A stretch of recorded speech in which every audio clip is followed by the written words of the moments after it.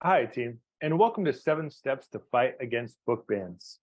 I'll be teaching you 7 different things that you can use to start the fight against book bans in your community. 7 steps to win in the long term. My name is Patrick Sweeney. I might go by PC Sweeney on the internet if you need to find me or have conversations with me. That's largely because there's a million Patrick Sweeneys on the internet, and the only 2 PC Sweeneys on the internet are me and a police dog in the UK. So I am the political director and digital director for EveryLibrary.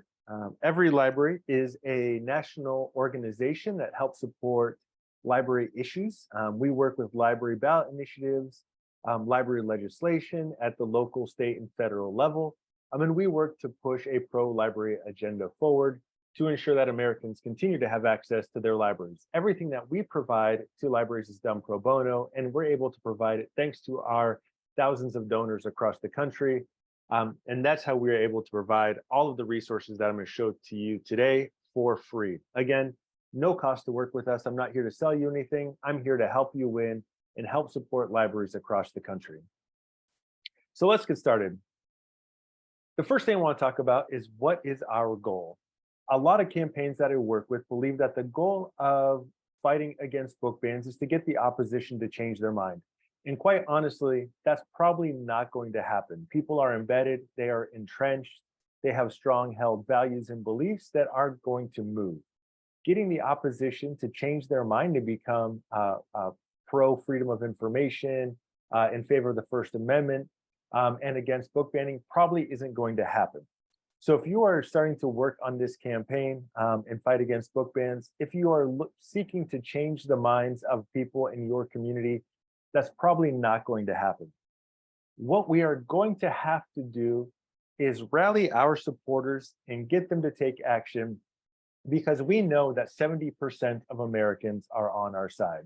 We win by raising more money and identifying more supporters and getting more people to take action that applies political pressure to the systems in charge in our communities in order to enact change. That's how we win. We know, again, that 70% of Americans are on our side. We know that 70% of parents are on our side.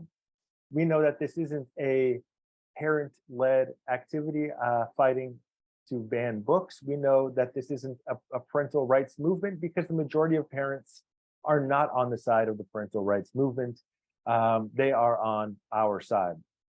So we know that we can get people on our side. We know that we can get people to take action, to stand up, to speak out, and to fight in favor of the First Amendment, in favor of freedom to access information, and against book banning.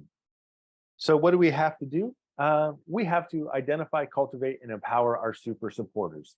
What we're seeing on the right side, on the politically right, is that they are identifying, cultivating, and empowering their super supporters, those people who are most radicalized.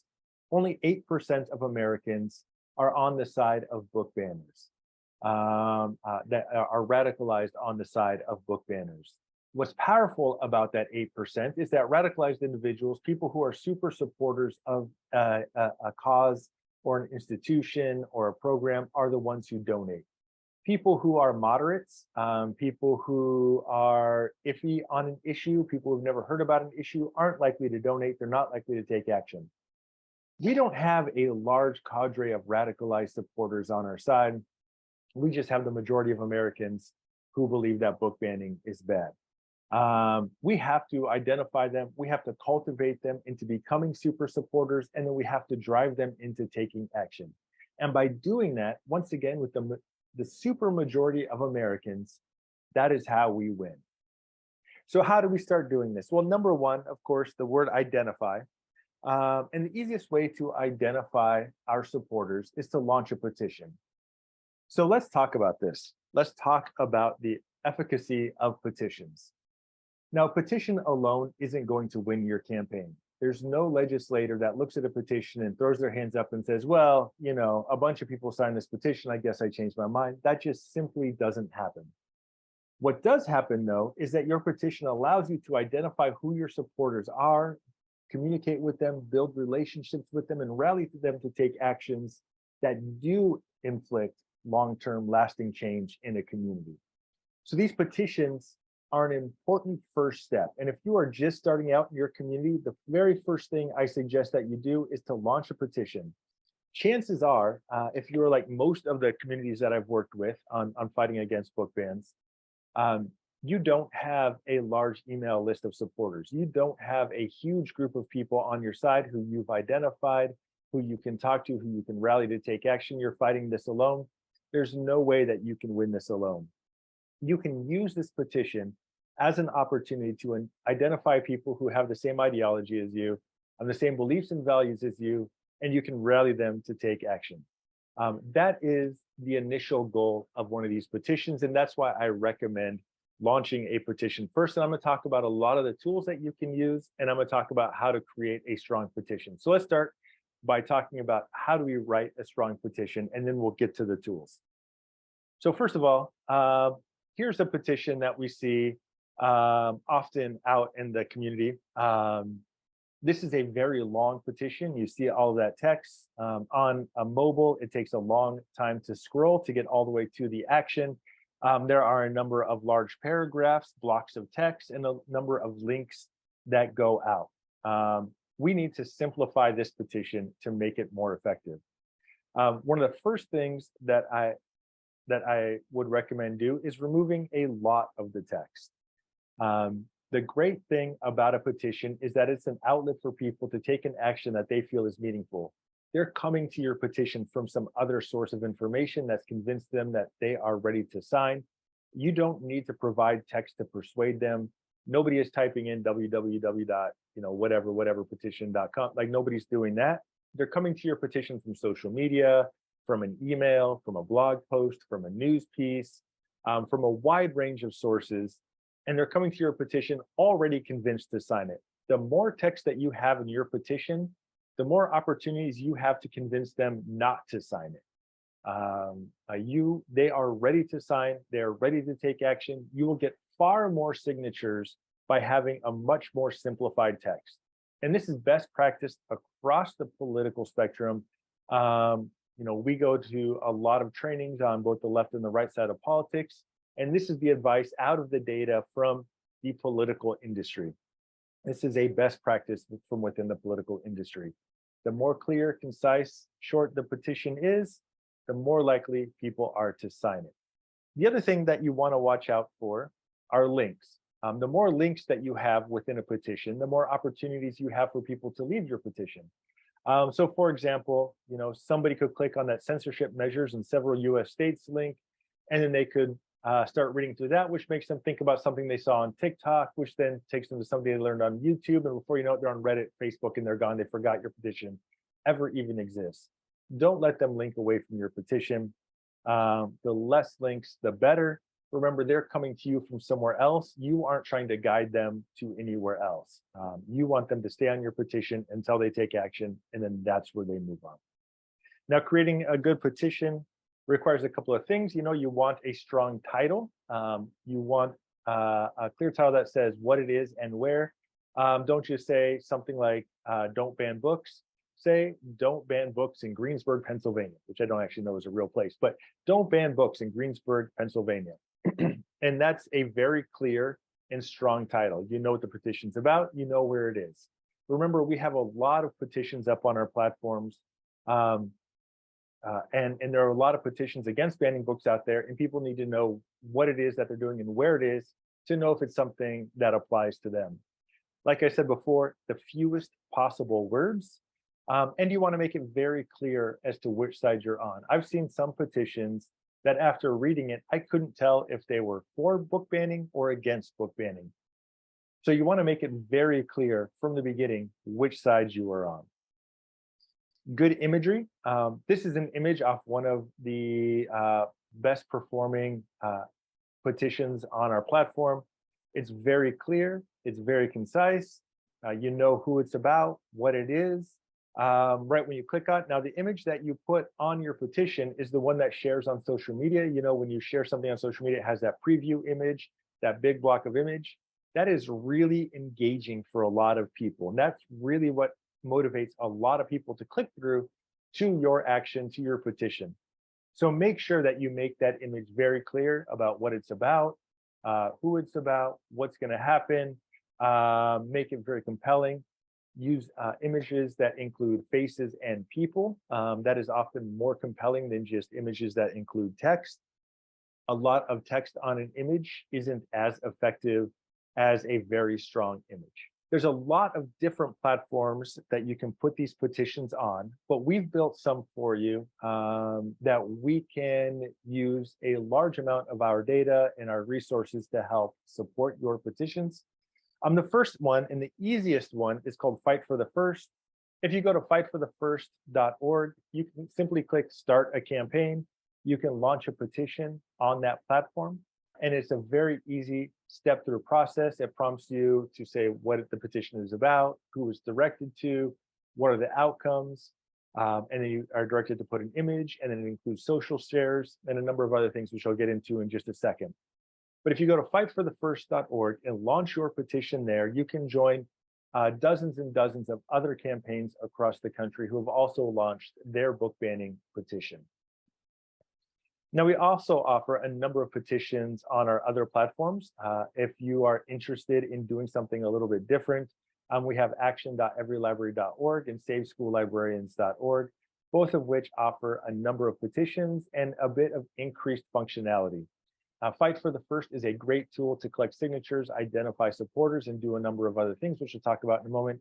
But if you want to do something that has something like a contact campaign, say it encourages people to send an email to local, state, or federal legislators, school boards, library boards, whatever, we can set that up on our platform, and we can help you identify your supporters and work with you to engage with them. We also offer abilities to send faxes, which I know sounds outdated, but is still very effective. We can also do phone campaigns, tweets to representatives, and letters to the editor campaigns on our platform. So if you're interested in doing any of those, we would love to help you do those.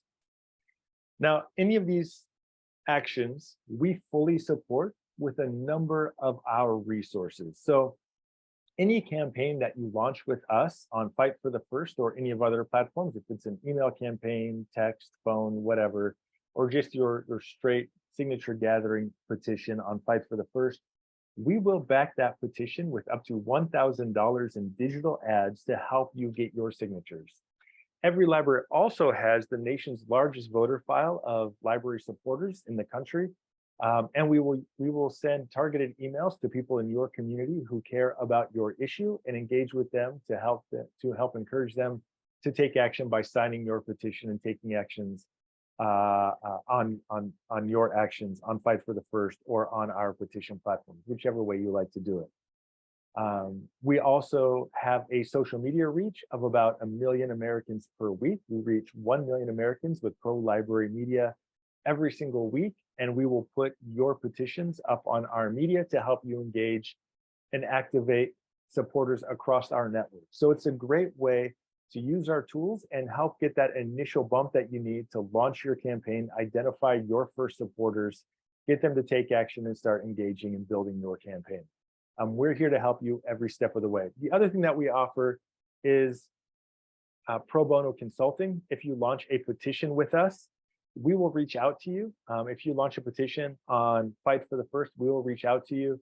And we will offer a number of other resources to you. We provide pro bono consulting. So if you want to talk through how to write a stronger petition, if you want to talk through better titles, if you need access to better imagery, we have a ton of stock images that you can use. We have dozens of resources that we can help you access in order to better launch your campaign. If you need anything, please reach out to us. Again, we'll reach out to you once you launch a petition with us, and we'll invite you to to access a number of tools that we offer. Once you have your supporters identified and you've built a community around your petition, that is, you have 200 or 300 supporters who have signed, the next step is to start organizing them. Not just organizing them, but also organizing yourself and getting involved in the larger fight against book bans. What we're seeing is that the book banning side is well coordinated. They're speaking to each other. Campaigns across the country are talking to each other. They're not operating in a silo. However, most of our organizations, most of our individuals like you who are fighting against book bans are operating in a silo. You're not getting resources from people working in other states or even nearby communities.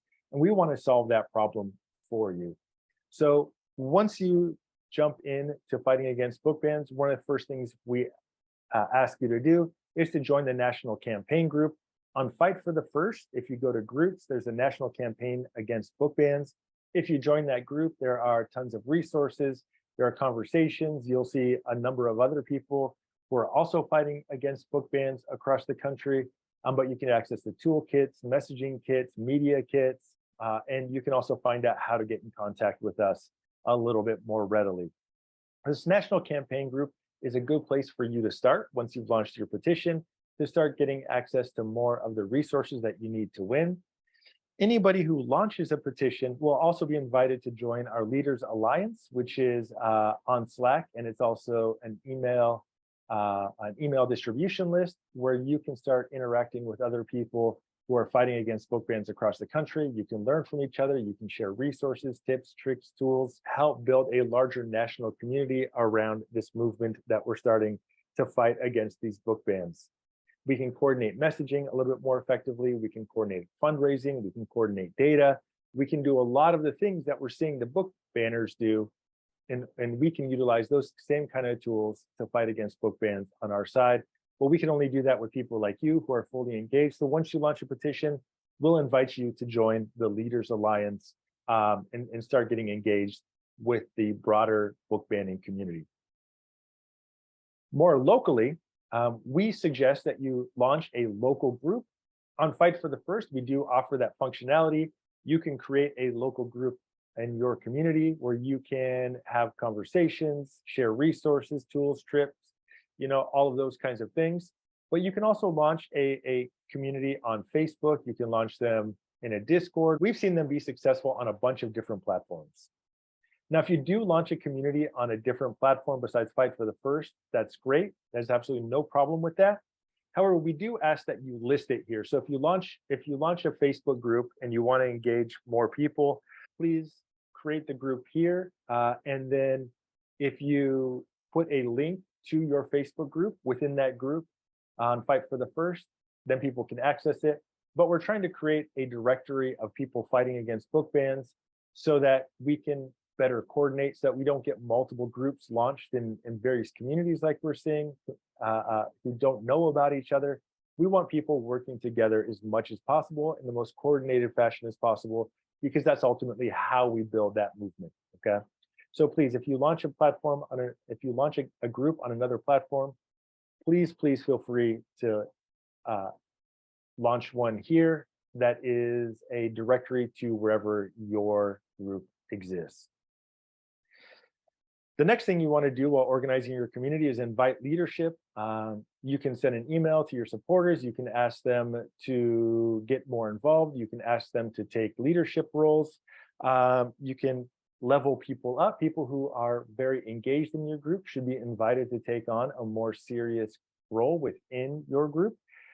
Here are a few of the campaign goals that you could assign to people. These could also be various committees. These could also be just individuals, but they don't have to be these exact things. These are just some of the things that we've seen be effective in campaign groups across the country. So the president or somebody in charge of the group, campaign coordinator, whatever you want to call them, they're responsible for coordinating of actions. They're the face of the campaign. When the media shows up, this is who they talk to. If people have questions, this is the first person who can answer them. They're making sure that everything else is working together. The president is the one who would speak at like a fundraising event or things like that. So make sure that the president is somebody who you want out in front of the public. Make sure that there's somebody who is comfortable speaking with the public. Make sure that there's somebody who is comfortable being seen doing this kind of activity out there. Then you have a digital coordinator. A digital coordinator is the person who is responsible for, engaging on social media, building your networks, your digital networks, maintaining your group, moderating your online groups and online communities, and doing that kind of digital work. They're also probably responsible for sending emails and those kinds of things. Your information officer is a good person who keeps track of which books are being banned, who initiates FOIA requests, which we talked about in a previous webinar, who engages with the media, who writes your news posts and blog posts and things like that, and make sure that the messaging in the campaign stays on message, so that you don't have multiple people putting multiple messages into the community all the time. Going through an information officer helps coordinate that a little bit more. You have a fundraising chair. You will probably need to raise some money if you want to win. We will talk about fundraising in a bit. But a fundraising chair raises money, or launches fundraising events, solicits large and small donations from your community, and does those kinds of activities. A volunteer coordinator works with the people involved in your campaign and ensures that people have the tools that they need be successful in their volunteer roles. So if you organize a text blasting event, if you organize a letter writing party, if you organize canvassing or phone banking or any of those things, the volunteer coordinator makes sure that the volunteers who show up to do it, that there's pizza, soda, that they all have their call lists or their walk lists or the things that they need in order to be successful in what they're doing with their volunteer time. So as a volunteer coordinator, if you have these 5 roles, you are going to be in a very good position. Of course, there are dozens of other roles that campaigns have put together and still been successful with. These are just an initial set of suggestions in a place to get you started and get you to start thinking about campaign rules. Once you have your campaign rules, you want to start communicating with your supporters, the people who have signed your petition. You want to start reaching out to them. Now, not a lot of people know this, but Archimedes once said, give me a large enough email list and a platform to send them from, and I shall move the world. And this is very, very true. Of course, he was talking about a fulcrum and a lever, but email is the fulcrum and lever of the internet. We saw very successful campaigns through Bernie Sanders. We saw very successful campaigns, digital campaigns that were launched almost entirely through social media. One of the reasons that we can't have a conversation about Second Amendment rights in this country is because if a legislator says something against the Second Amendment, the NRA can immediately email 1 million voters in that legislator's district and say what that legislator said. That's political power, of course, right? As we talked about in our very first webinar in this series. So this is very, very important. You want to build your email list as much as you can. That is that identifying supporters aspect of your petitions, right? And that is a large reason why you're launching your petitions. Now, we've offered you the tools to be able to do this very easily. You don't need constant contact. You don't need to pay for a tool like MailChimp or anything like that. Directly from Fight for the First, you can email everybody who has opted in to receiving email from your campaign, from the people who signed your petitions. So anybody who signs your petition, you can send an email to. We do have a larger list of supporters as EveryLibrary, and we can send out any emails you want to our larger list of library supporters locally, at the state level and at the national level. We can reach out to library supporters anywhere, anytime you need them. So please reach out to us if you'd like to email a larger list of people. The more people that you can email, the better. Of course, not everything is effective at the federal level. Not everything is effective at the state level. Most things are most effective at the local level. So one of the big reasons that we spend up to $1,000 on supporting your petition is to help you build this email list, to help you identify more supporters that you can cultivate into taking action through sending them emails.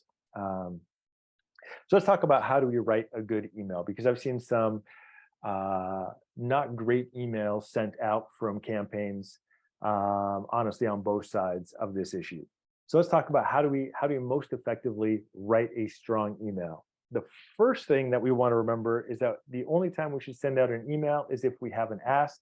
A CTA is a call to action in political terms. You always want to give people an action to do when you send them an email. To share it on Facebook, to share it on Twitter, to send this email to their friends, to forward this email to their friends, to message their friends on Facebook, there's a bunch of different things that we'll talk about in just a minute that you can ask people to do. but you should always be asking for something that's going to either engage with your supporters, get them to take a meaningful action, or to help you identify more supporters or raise money for your campaign. Of course, an email should only have one ask. I see a number of campaigns that are worried about not spamming their supporters. So once a month, they send out an email that has a dozen different things that their signers can do. And then they complain to me that nobody does anything. And what's interesting about this is that you send out one email with a lot of different asks, people get overwhelmed and they don't do any of them. But if you send out an email with only one ask, they're far more likely to take action and complete that one ask. So don't send out a one big email with a list of things they can do. Give them one thing to think about at a time. It's much more easy for people to wrap their minds around doing one thing and to understand doing one thing and to not get overwhelmed. So only one ask. Here are some example of things that you can ask people to do. Share the petition. There's a bunch of different ways to share petitions. You can ask people to text it to their friends, to email to their friends, to share it on social media. Each one of that's 3 different asks themselves. That's 3 different emails. You can ask people to attend board meetings. You can ask people to write letters to the editor, phone a friend. You can ask people to join your social media group or your community organizing group. You can ask people to make a donation, of course. You can ask people to attend a group meeting, write a letter to a neighbor. You can ask people to text the petition. You can ask people to attend fundraising events.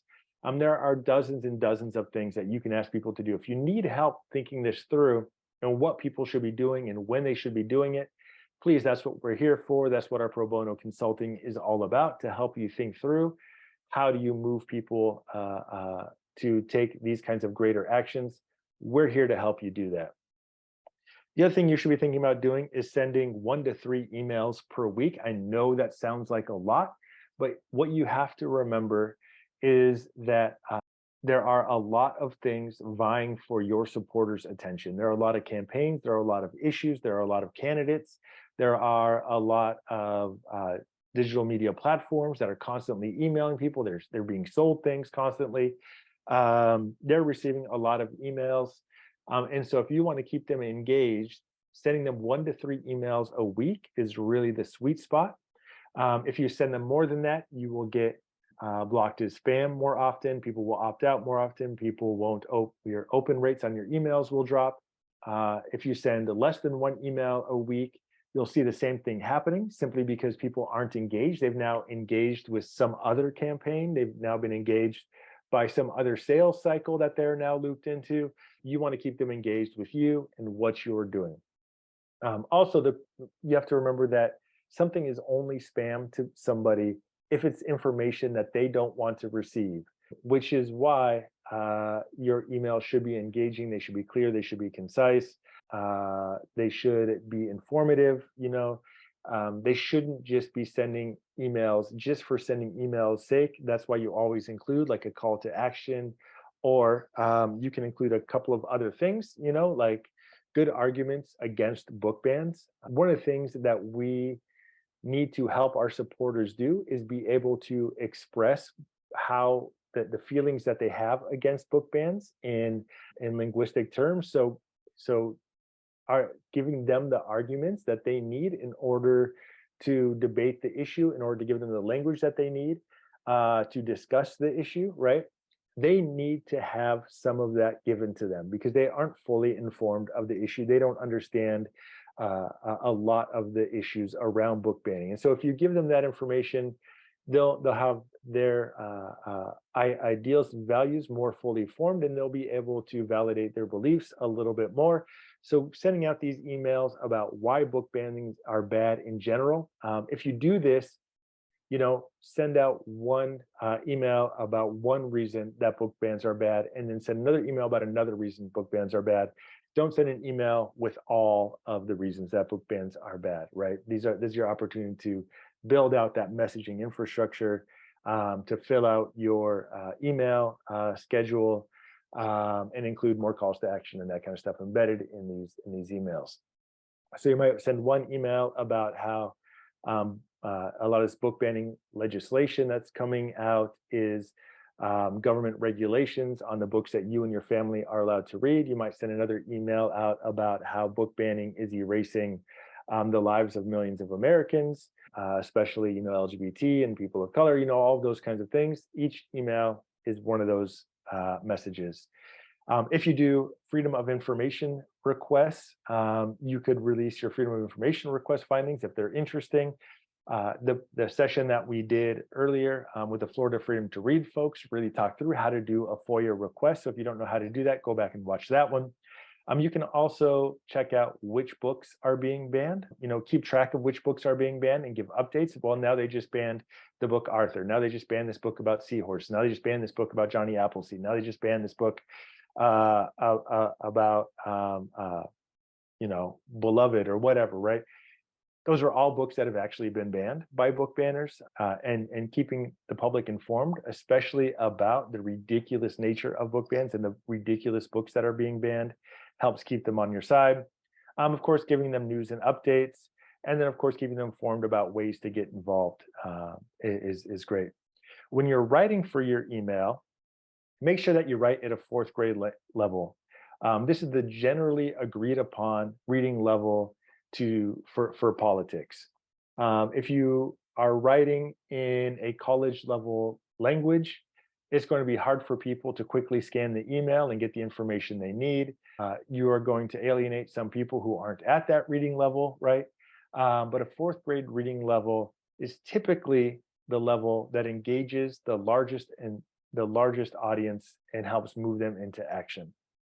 So don't be afraid to use smaller words, use clearer language, don't use acronyms, don't use insider language. Use language that's easily digestible by the most amount of people on your email list. The other thing when writing for email is utilize white space.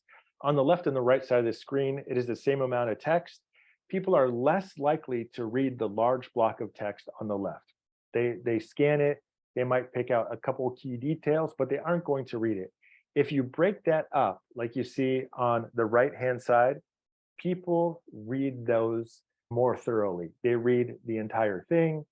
It's not daunting. It's not a daunting task to read through the whole thing. But people are more likely to read through your email if they are broken up into smaller, more manageable chunks. And if there's white space between your sections of text.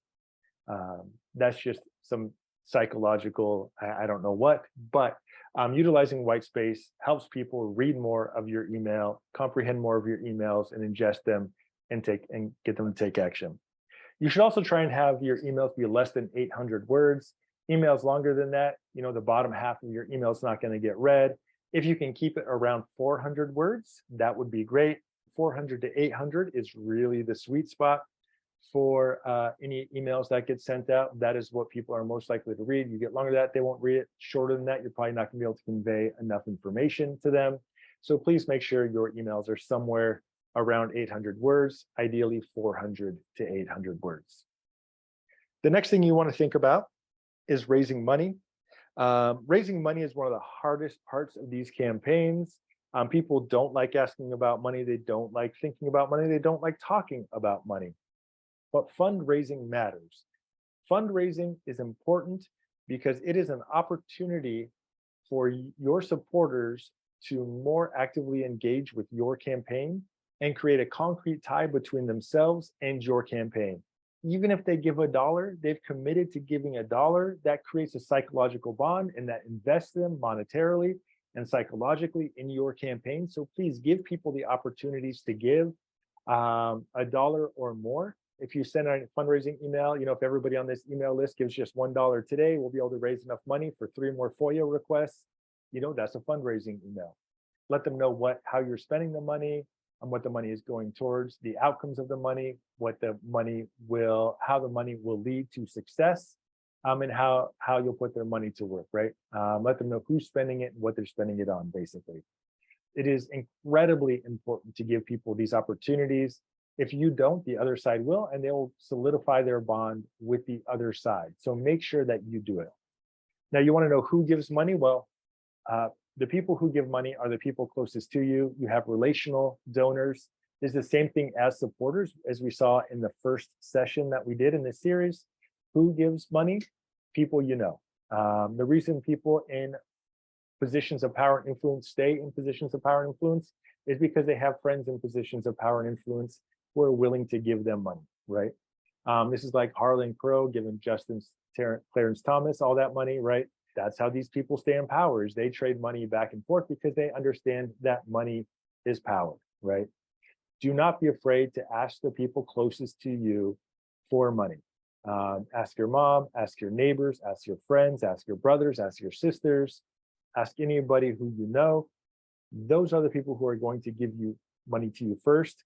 If you make the asks personal, don't not just email blast, but you reach out and you call somebody and you have a conversation with them about what you're doing, tell them how you're going to spend it, what you're going to spend it on, make it a very personal ask, make sure that they feel that you are coming to them on a personal level.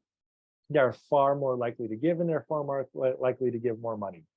Those are your relational supporters. Your ideological donors and supporters are the people who have the same beliefs and values to you. These are the people who you don't know personally, you don't have lines of communication with, or you do, but only tangentially, like they're on your email list, but you've never met them, right? Those are your ideological supporters.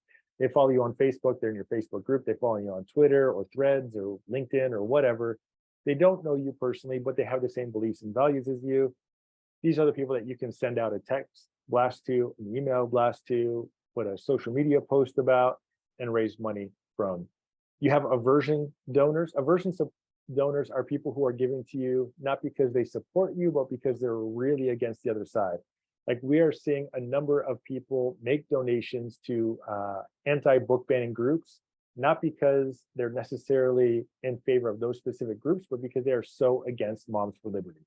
Like, this is a huge fundraising boon to people who are fighting against book bans, libraries, freedom of information, First Amendment rights. We should be raising significant amounts of money doing this work for our side, because 70% of the public is on our side. We should be outraising them constantly, but we're not, because we see people being afraid to ask for money. You can't be afraid to ask for money. You can't do it. The other side has so much money because they are not afraid to ask for it. And the only way that we can win is if we get unafraid to ask for money. We made it easy. We gave you a platform that you can raise money through. A lot of platforms like Indiegogo or Kickstarter or whatever don't let you raise money for activities like this. We let you raise money for pro-library and pro-librarian initiatives on fundlibraries.org. This is our platform. Again, if you launch a fundraising campaign on this platform, we will back it with up to $1,000 in digital ads. We will send it out to our email list. We'll post it on our social media, and we'll have conversations with you to help consult you on how to raise more money through your campaigns. We were able to raise thousands of dollars for a number of book banning groups or anti-book banning groups. You know, when they burned down Read More, Hate Less sign in Louisiana, we helped them raise over $10,000 or over $7,000 to help them rebuild the sign and then put that signage in more places within the community. We've helped a number of anti-book banning groups raise the money they need for FOIA requests. EveryLibrary acts as your fiscal sponsor, so you don't need to create a legal entity to raise and expend these funds. We are that for you. And so that way you don't have to, file something with local, state, or federal agencies. You don't have to create a bank account. You don't have to do a whole bunch of other things, because we manage all of that for you, right? We've simplified this process to help you raise and expend funds for your fight. Fundlibraries.org is embeddable. Your campaign is embeddable onto whatever website you have, so you can make a seamless campaign if you want, if you already have a website. But this is a great place to start for just your digital fundraising. We help you walk through this, and we offer you a number of tools to help ensure that you are successful in raising this money. We did help, like, a library in Ridgeland, Mississippi, raise $150,000 when local mayor threatened to defund the library. So there are a lot of different ways that you can help raise money for your campaigns here. Here's some other ways to do fundraising. A political house party. A political house party is where you invite a bunch of your closest friends. somebody gets up and gives a talk, and then at the end they say, can people make a contribution to help us fight back against these issues? These are very, very successful and very, very effective. You can partner with local orgs for fundraisers, reaching out to individual donors on an individual basis and make that personal ask like we talked about. Local businesses will sometimes give. Yard signs and merch, I put it at the bottom because I think this is one of the least effective ways to raise money, although I've seen every campaign try. Unless you have some mind-blowing, a brilliant piece of merchandise, people typically aren't going to buy it. However, if you create a movement around your merchandise, like yard signs, for example, anybody who wants a yard sign, make a $5 donation today, we'll give you a yard sign that you can put in your yard. Stuff like that often works. But generally selling t-shirts or pens or whatever, it takes up a lot of time of your campaign. And honestly, I haven't seen one be successful yet. It's not saying they can't be successful. I just haven't seen it yet. Now, step 5 here is to build your coalition.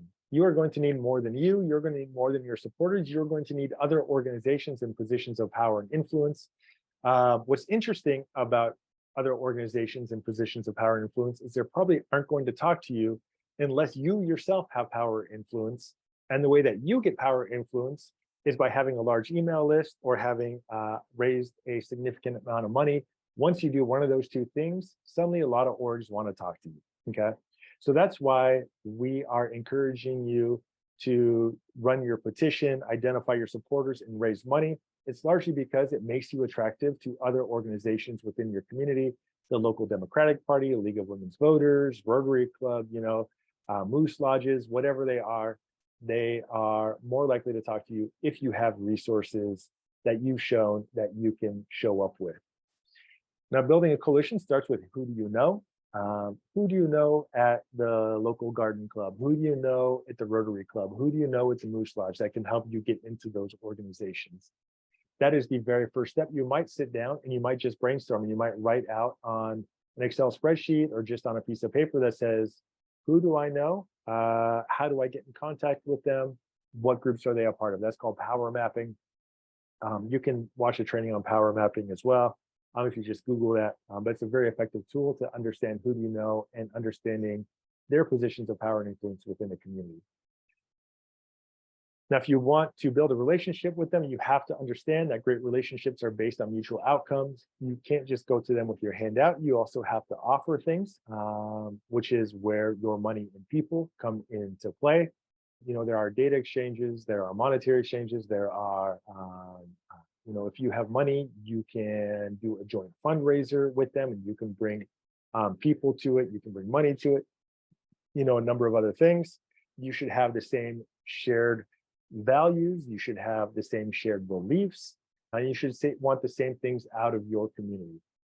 I have seen anti-book banning groups partner with historically conservative groups because historically conservative groups aren't for government intervention on the books that people are allowed to choose for themselves and their family, right? So if that's your mutual outcome, maybe you reach out to a local Tea Party. I've seen that work, okay? As long as you have mutual outcomes, a mutual enemy, you become mutual allies, it becomes easy to build that coalition.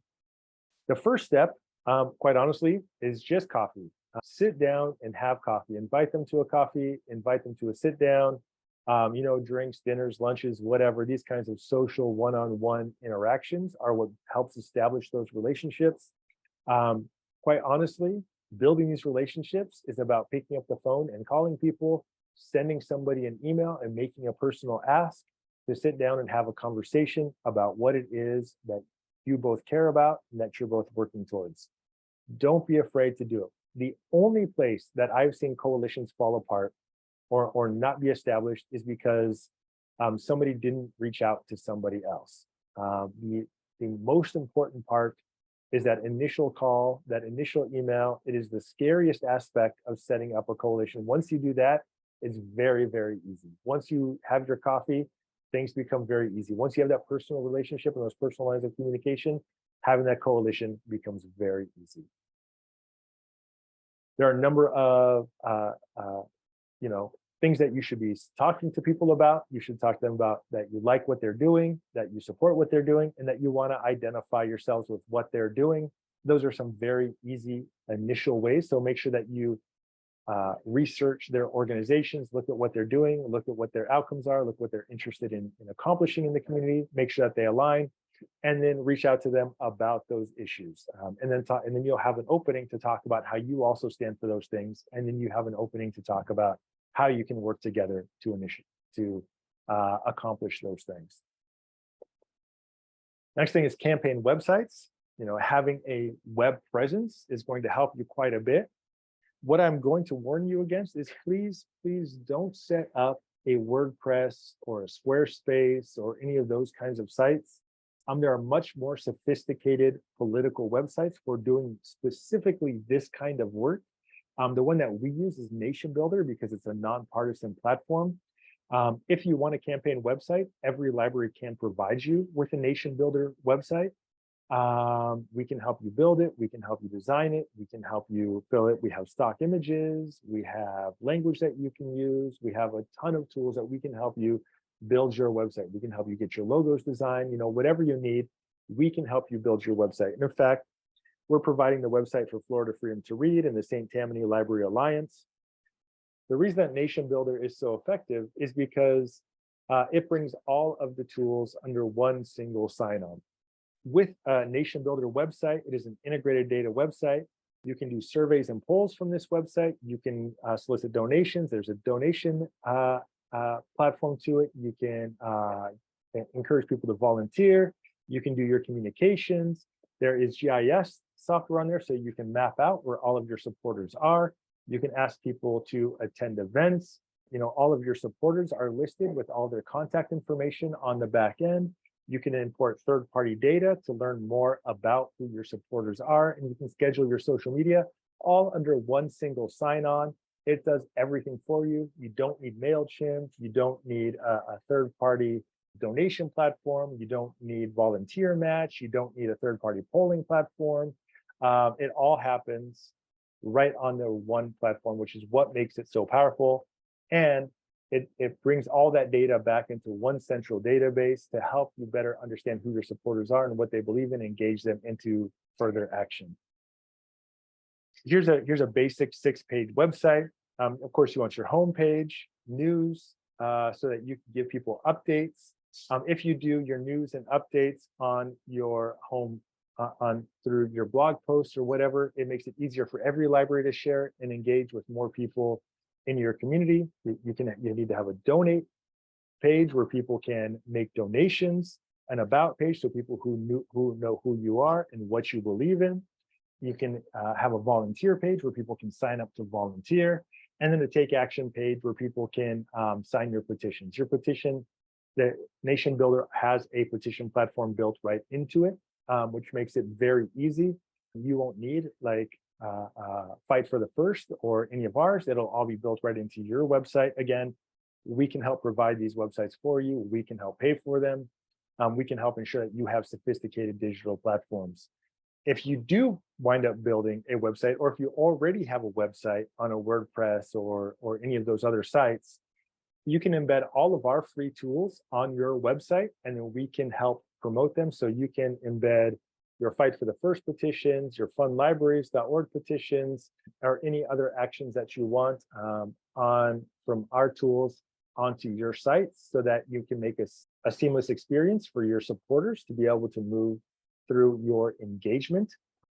If you already have your own website, that's great. You can still use our tools. You just embed them into your website, and we can show you how to do that. We can walk you through that, again, with all of our pro bono consulting. Now, here's our last step, and this is how we actually win. This is the way we win against book bans, and there's only one way that we win for book bans. Now, you've raised money, you've identified supporters, you've built a network, you have coalitions, you have significant political power in your community. Because you have all of these resources at your fingertips, you need to use them to a long-term goal. And that long-term goal, quite honestly, is run for office. We need people like you. And if it's not you, somebody from your group, somebody from your organization, if you're not the one on this webinar who's willing to run for office, find somebody who's going to run for office, or use all of your resources and tools that we've helped you build to support a candidate who shares your same values, right? We need to elect people to local office, state office, and federal office who care about libraries, who care about the freedom to read, who care about First Amendment, who care about freedom of information. We need those individuals in office, and we need to get them to win. And that is how we start building a proactive legislative agenda. This is how we start getting legislation passed and move forward that funds libraries, that bans book bans. Like we're seeing some legislation out of Illinois and a couple of other places that actually bans book bans. But we can only do that if we have legislators in place who are willing to enact that legislation or willing to propose that legislation. So we need people like you running for office. Again, if it's not you, identify leadership or use your tools to endorse a local candidate who stands for your shared values. If you're looking to run for office, one of the first places we suggest that you run, if you are on the progressive side of politics, is an organization called Run for Something. They will help you get started in running for office. If you want to learn how to run for office, you can go to Train Democrats, which is the Democratic National Committee's training site, Candidate Boot Camp, which is Christine Pelosi's training program, Emily's List, which helps progressives run. And quite honestly, if you are conservative on this call and you want to learn how to run for office and you support freedom of information, the First Amendment, and fighting against book bans, and you are on our side, because again, this is not just a progressive issue. This is both a progressive and a conservative issue. AmericanMajority.org does those kinds of trainings.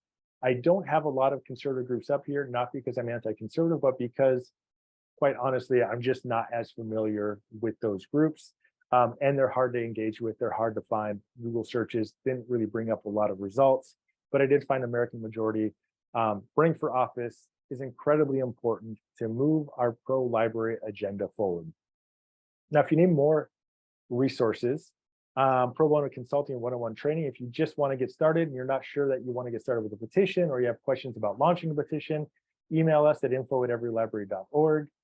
We have tons of free webinars that you can watch on messaging, on campaign, on any aspect of advocacy that you can think of. If you go to EveryLibrary Institute, that's our 501c3, everylibraryinstitute.org, webinars on demand. We have premium webinars on demand, which are brought to us by people who are working on higher level politics, or that cost us money to provide to you, because there are people who are coming to us from larger organizations. They're available with any donation of $1 or more on those webinar trainings. So they're not out of reach. We're just trying to get something back and recoup some of our expenses, because they did cost us so much to present that information to you. Now, we can also help you with if polling, access to polling firms, media relations, and press releases. If you don't know how to put a press release together, we can walk you through that. We can also use our PR person and our media person to place your press releases. We can help you get political data. We can provide political data. We can help you with direct mail, canvassing, phone banking, text message campaigns, yard signs, fundraising, and so much more. All you have to do is reach out to us at info@everylibrary.org. We'll get back to you. We'll schedule a time to talk, and then we'll take you through any of the resources that you need in order to win. So thank you so much. I appreciate you all being here. I appreciate you all taking the time to fight against book bans in your community. Please, if you need anything, reach out to us and let us know. We're excited to work with you. Thank you, team.